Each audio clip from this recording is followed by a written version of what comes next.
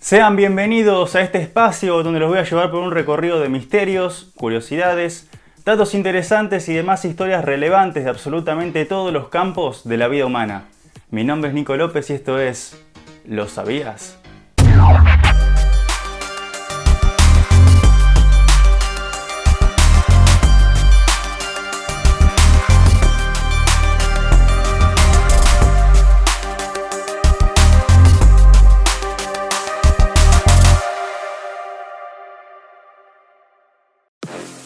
Estos son los títulos del episodio 6.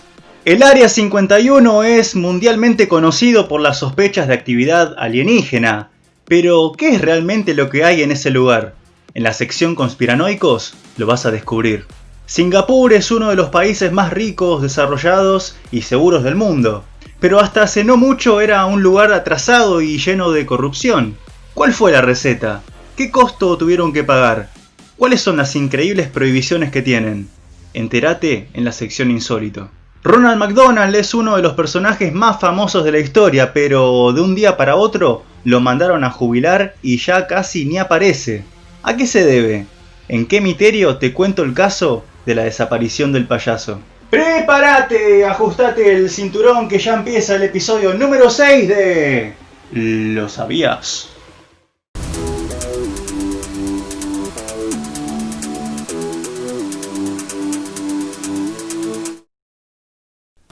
Desde hace bastante tiempo, para muchos, el Área 51 es un lugar donde el gobierno de Estados Unidos guarda secretos oscuros sobre alienígenas y sobre ovnis. Pero según el propio gobierno no es más que una simple base militar.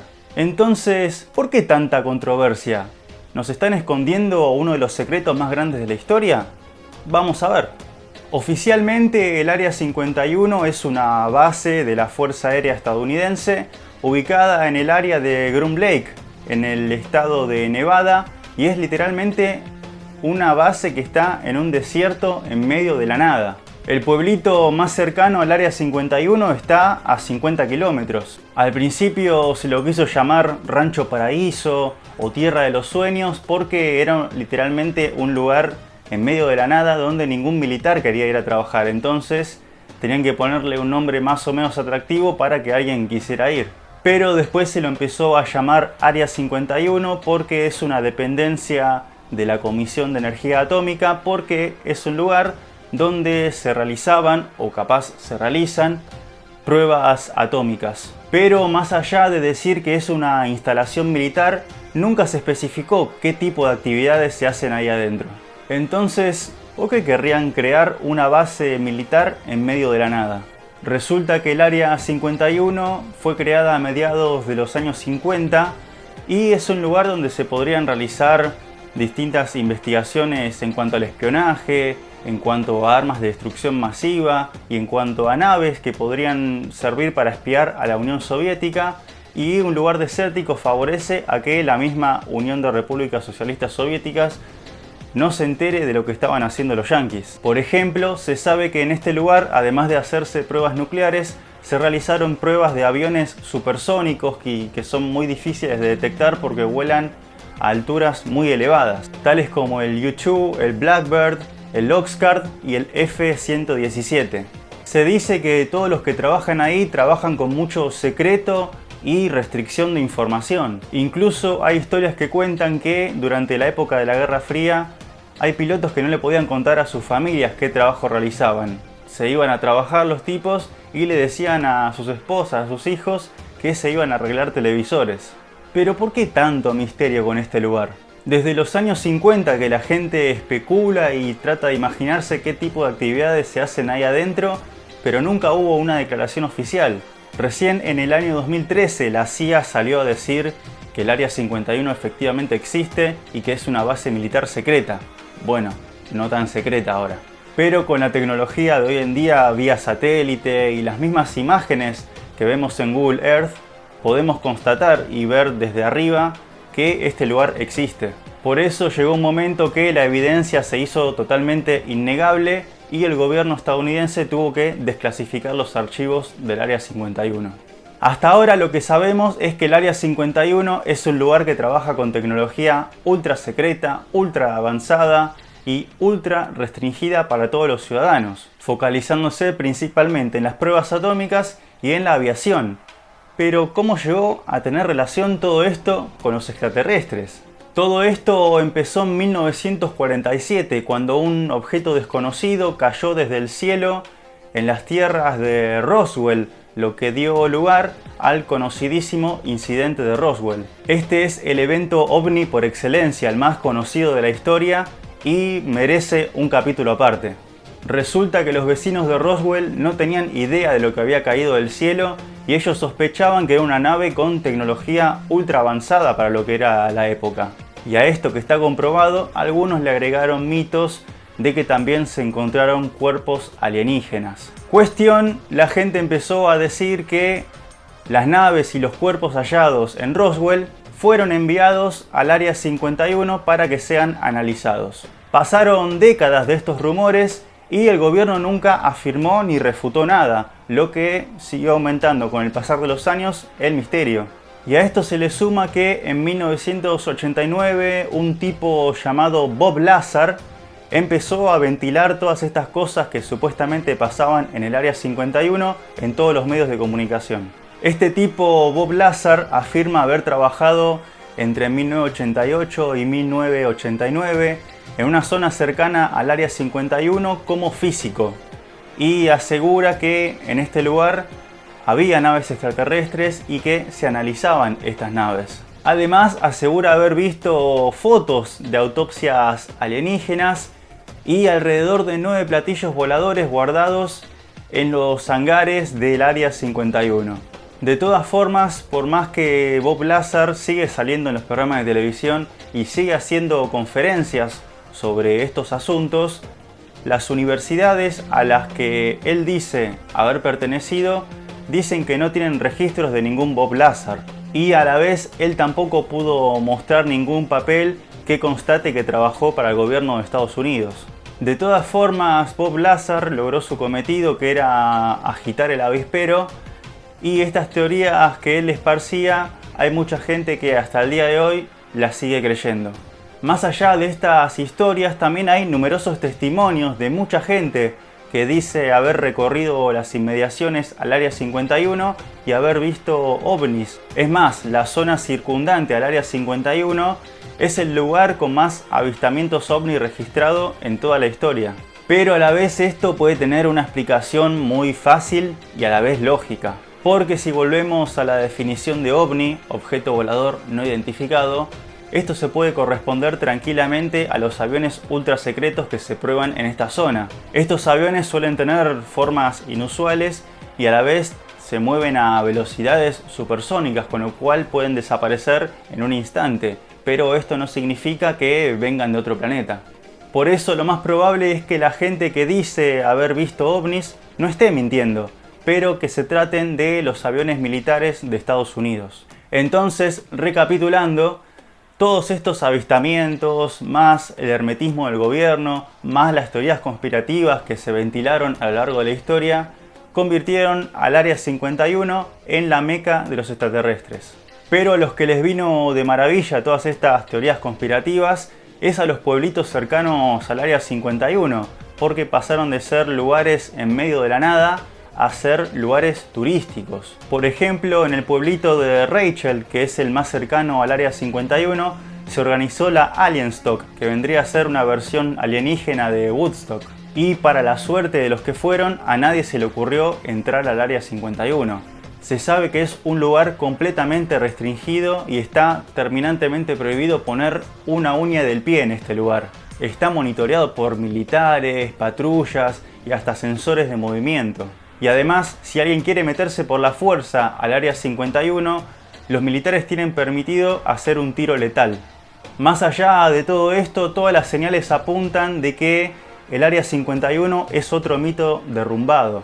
Aunque al ser un lugar rodeado de misterio y de hermetismo, seguramente nunca lleguemos a saber la verdad absoluta.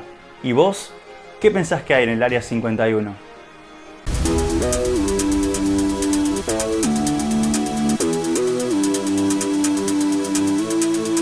Ronald McDonald es quizás uno de los payasos más famosos de la historia. Seguramente todos nosotros lo conocemos, pero cada vez va a haber más gente que no lo conozca. ¿A qué se debe su desaparición en los últimos años? ¿Hay algún mito o conspiración detrás? Llegó a haber rumores sobre ciertos actos indecentes protagonizados por los actores que encarnan a Ronald McDonald en los locales. Esto es, gráficamente, pasarse de confianza con ciertos clientes, tener temperamento fuerte con algunos fanáticos que pedían fotos todo el tiempo, y hasta hubo personas que acusaron al payaso de hacer cosas indecentes con menores de edad, con lo cual la sonrisa feliz pasó a ser una sonrisa diabólica. Pero estos están muy lejos de ser los verdaderos motivos de la desaparición del payaso y solo se trata de mitos urbanos. Vamos a hacer un breve repaso de la historia de Ronald McDonald para ver qué le pasó.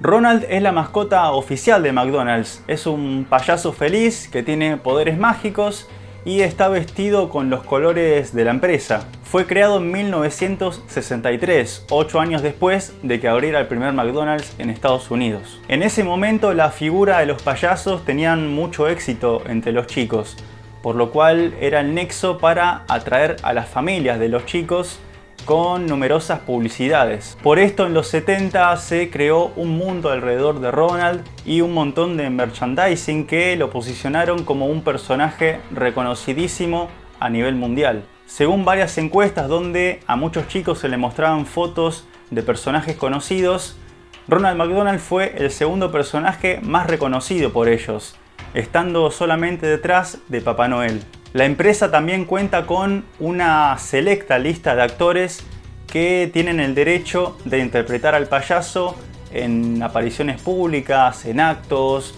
en hospitales y demás. Estos aspirantes a payaso deben formarse en escuelas específicas donde se les son inculcados los valores de la compañía. Sí, existen universidades de Ronald McDonald, pero el comienzo de la decadencia del payaso empezó en el año 2002. Muchos empezaron a criticar la publicidad agresiva que se mandaba hacia los niños y también se empezaba a dudar de las propiedades alimenticias de la comida de McDonald's, a la vez que la procedencia de esta comida.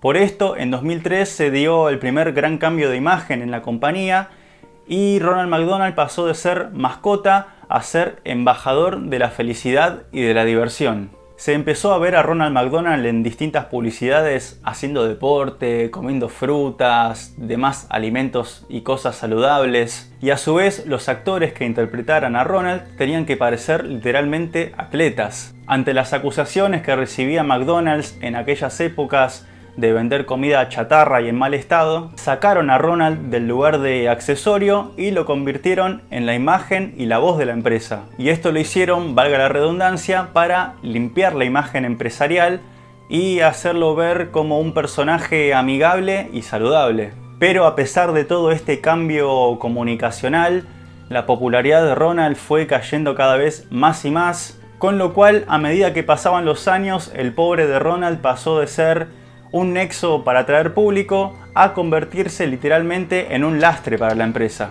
Varios movimientos sociales consideraron que Ronald McDonald promovía indirectamente la obesidad infantil.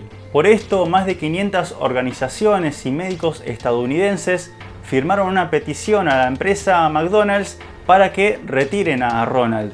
Y a su vez, varios directivos empezaron a planear su retirada. El último manotazo de ahogado para salvar al pobre de Ronald fue una campaña en redes sociales donde se trató de ayornar su imagen. Aunque McDonald's afirmó que esta campaña fue un éxito, lo que consiguieron realmente fue una ola de gastadas hacia el nuevo aspecto de Ronald. Al payaso lo defenestraron en Twitter, le crearon un hashtag y esto significó el golpe de gracia para el payaso.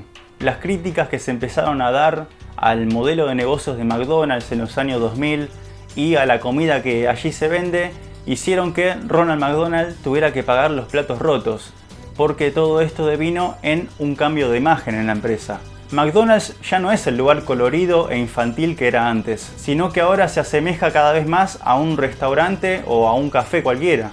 Incluso los colores amarillo y rojo ya se ven muy poco. Entonces, ante todo esto, la figura del payaso ya es completamente innecesaria. Al día de hoy, Ronald fue removido de la mayoría de los locales de McDonald's, pero en los locales que todavía está, la misma gente se encarga de denigrarlo. Con todo esto de las redes sociales se viralizan todo el tiempo imágenes de personas haciendo cosas obscenas con los muñecos de Ronald McDonald que quedan en algunos locales. Todo esto significa patear en el piso al pobre de Ronald y literalmente dejaron su imagen en el quinto subsuelo.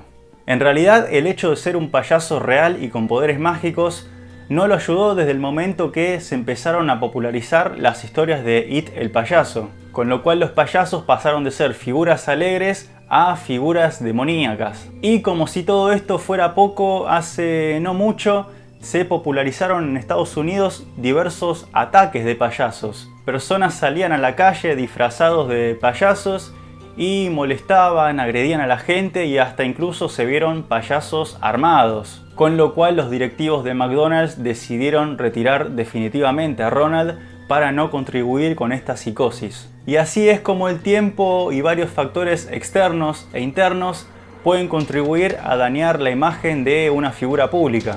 Un personaje históricamente asociado a la diversión y a la felicidad ahora adquirió un nuevo significado y es asociado a la maldad, a la depravación y a los malos hábitos. Ante todo esto y después de más de 50 años de laburo, le llegó la hora al pobre Ronald de jubilarse y finalmente colgar los zapatos.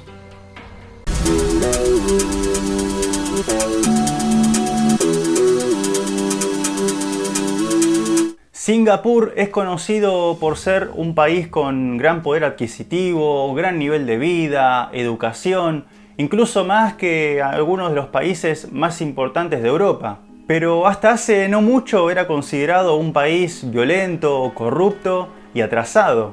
Entonces, ¿cómo lograron semejante milagro? Y sobre todo, ¿cuál fue el costo que tuvieron que pagar? Se trata de un país chiquitito formado por 60 islas y que tiene alrededor de 700 kilómetros cuadrados. Esto es un poco más del doble de la superficie del Partido de la Matanza. En él viven 5,5 millones de personas. Los singapurenses se independizaron del Reino Unido en 1965 y apenas dejaron de ser colonia estaban con altos índices de criminalidad, de tráfico de drogas y una escandalosa corrupción en todas las áreas. Todo esto sin contar que era uno de los lugares más sucios de Asia y que literalmente la gente hacía lo que quería.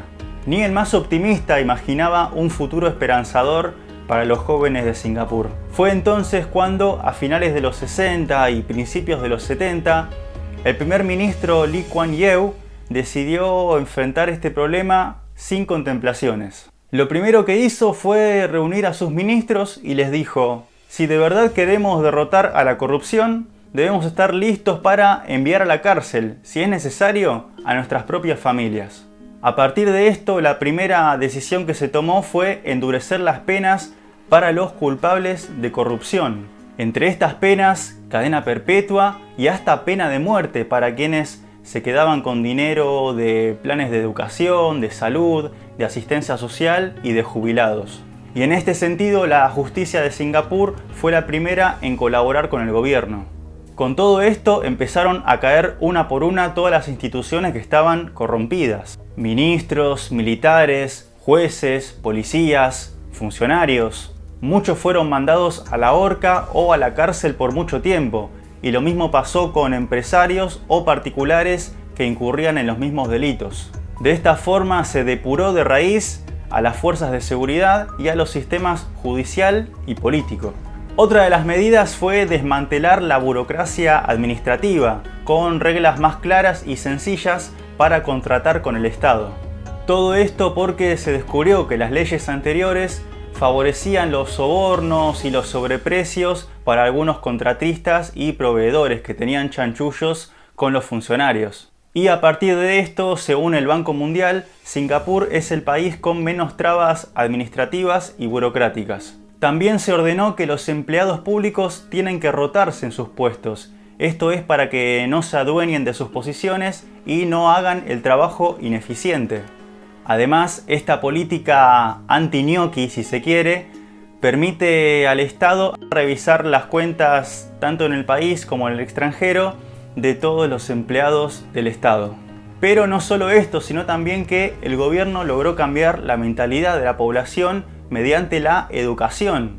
Se ordenó que en colegios y universidades se dicte la materia de ética pública. Y lo mismo se hacía con la sociedad en general, por ejemplo, pasando spots en la televisión o en los cines antes de ver una película.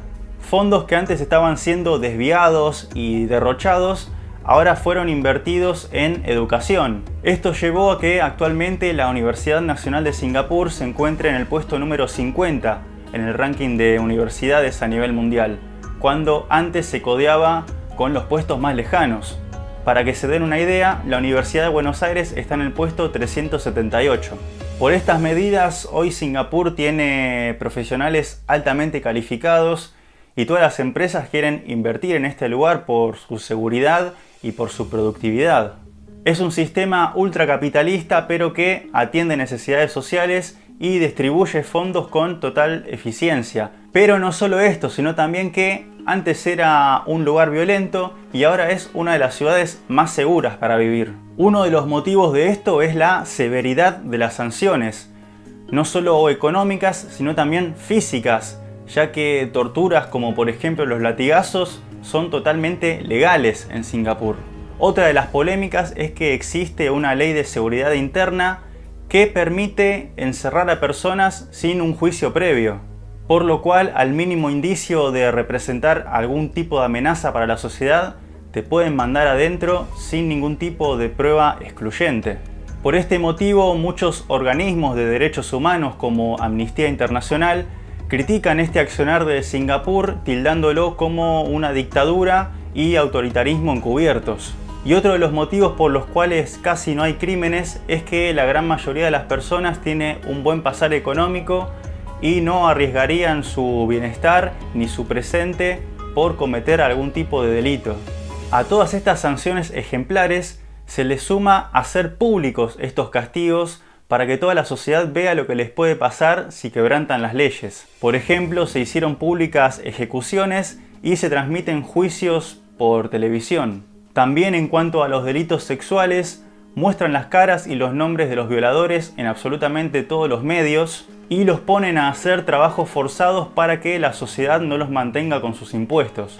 Y obviamente está súper, archi, hiper, mega, recontra prohibido todo lo que tenga que ver con posesión de drogas, aunque sean miligramos. Una de las primeras advertencias que escuchan los turistas cuando llegan en avión hacia Singapur es que los delitos de drogas son penalizados con severidad. Léase por severidad varios años en la cárcel, una multa durísima y golpes aún más duros propinados por las fuerzas de seguridad. Ni hablar si se comprueba que sos narco, ahí te puede caber la cadena perpetua o la pena de muerte. Para muchos, el modelo de Singapur es muy restrictivo y restringe muchas libertades individuales de las personas. Sin embargo, en la otra cara de la misma moneda, lograron un cambio radical en la conducta de la gente. Singapur tiene los índices más bajos de criminalidad y de violencia a cambio de que sus ciudadanos decidieron ceder ciertas libertades individuales en pos de mantener el orden social. Este control por parte del Estado es un control que los ciudadanos sienten 24/7 porque están siendo vigilados absolutamente todo el tiempo. Actualmente los delitos más comunes son por insultos, por borrachos o por turistas que salen en pedo de los bares. Si bien es un sistema que dio resultados, muchos creen que la disciplina singapurense y sus prohibiciones fueron llevadas completamente al extremo. Al punto que muchos creen que sus ciudadanos están adiestrados y solamente son máquinas que acatan órdenes y no tienen libertad ni pensamiento propio. Por todas estas leyes duras y prohibiciones, a Singapur se le da el nombre de Fine City, la ciudad de la multa. Estas prohibiciones, si bien algunas son lógicas, otras son más irrisorias. Vamos a repasar algunas. Obviamente está prohibido tirar basura en la calle y si te pescan haciéndolo tenés una multa de $10.000 y te dan un chaleco fluorescente para que levantes basura en la calle. Está prohibido ingresar chicles al país y tirarlos en la calle es considerado un delito menor que está penado con una multa económica y hasta algunos meses de cárcel. Está prohibido repartir volantes publicitarios, ya que se considera que contaminan y destruyen el medio ambiente. Está prohibido tocar música en la calle, solo se puede hacer en lugares específicos y con la licencia que otorga el gobierno. Si te pescan haciéndolo en algún lado tenés hasta $20.000 de multa. Están prohibidos los cigarrillos electrónicos porque según el gobierno estos vuelven adictas a las personas. Lo raro es que sí están permitidos los cigarrillos comunes, aunque cada vez son menos los espacios públicos donde se puede fumar.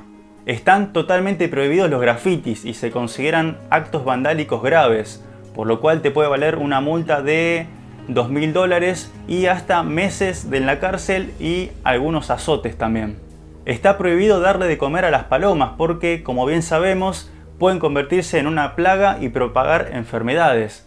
Si te pescan dándole de comer a una paloma tenés hasta $500 de multa.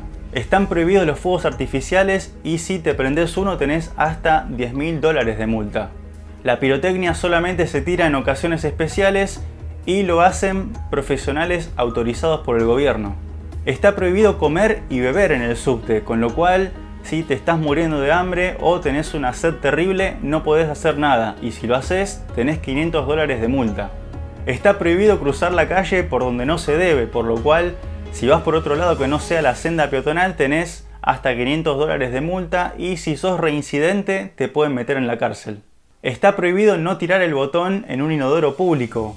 Aunque parezca raro, hay gente sucia que no lo hace y si te atrapan te podés llegar a comer una multa de hasta $1.000. Si te pescan escupiendo en la calle, $1.000 de multa. Si a la pasada te gustó alguna flor y la querés arrancar, $500 de multa.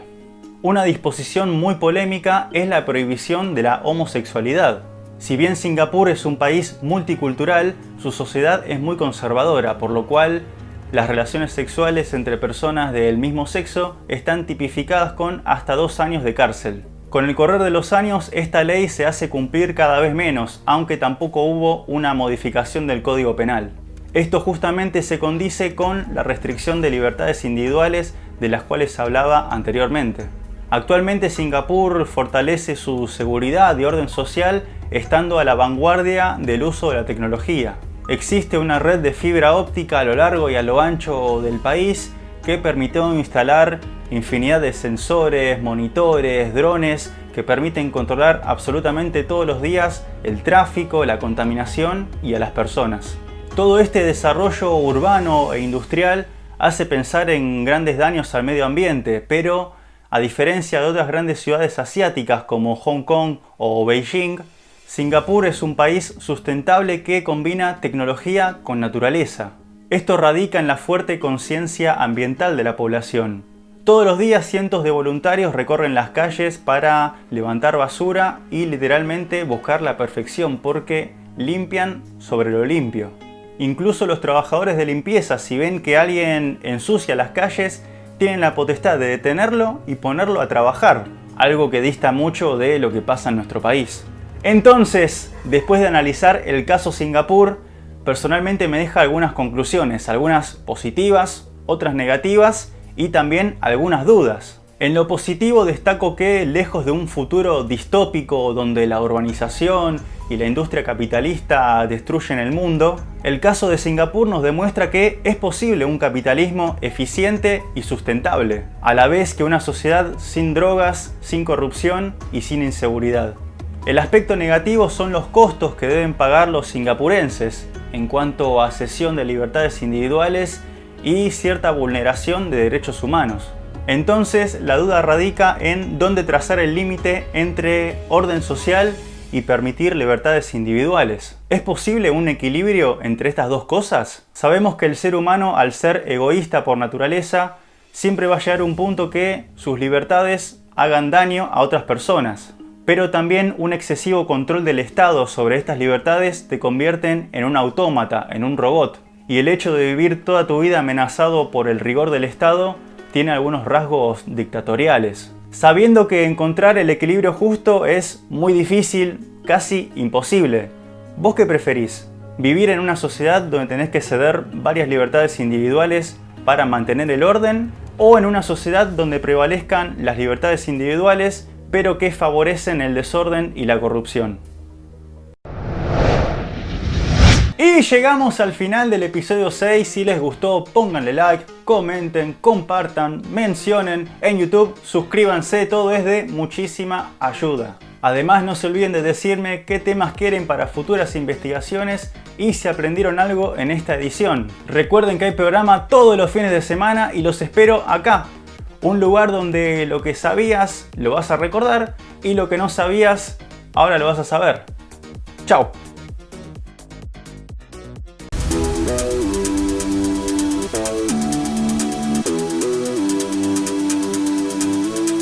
Es un lugar que trabajo con tecnología. Cuestión y algunos platillos dando conferencias y siguen a agitar el avispero. Y Singapore. Hermetismo del gobierno más todas las